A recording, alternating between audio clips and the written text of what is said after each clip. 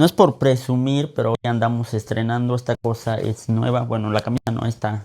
El pokuil, por ejemplo, achto, es decir, aún es nuevo. Achto, achto, ach es nuevo y to es aún o todavía. Para decir que alguien anda estrenando en Tzotzimera, anda estrenando. Por ejemplo, a cuestión de ropa es shachet.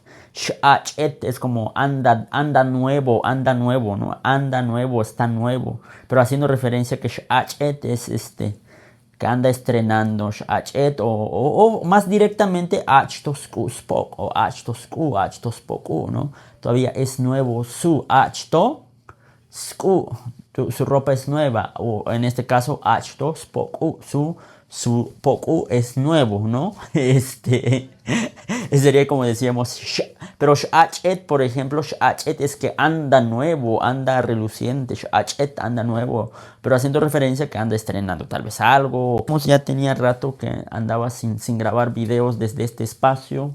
Aquí desde mi casa, aquí presumiendo mi último estreno del año, porque ya no va a haber más, ya estamos en la recta final, o dijéramos en Tzotzitlacha lijabile, ya se está acabando el año. Bueno, pues, pero ahí comentan qué les parece, qué opinan de este tipo de videos. Recuerden que este año, por ejemplo, en abril de este año apenas comencé a hacer videos para enseñar tzotzil. Bueno, pues creo que ha habido buena respuesta, pero me gustaría oírlos, leerlos en los comentarios.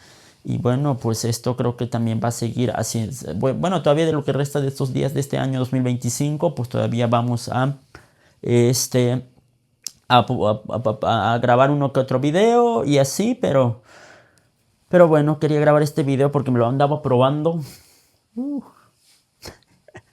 Me lo andaba probando apenas me llegó en estos días y no lo había armado, o sea, no le había puesto estas cosas porque normalmente estos, lo que hago normalmente es que esto lo mandamos a hacer las telas y son dos pliegues de tela, dos tiras de tela. Bueno, sí, dos pliegues, dos tiras, no sé cómo se dicen, bueno, son tiras, ¿no? Son telas. Son dos piezas de tela que están unidos aquí en el punto medio.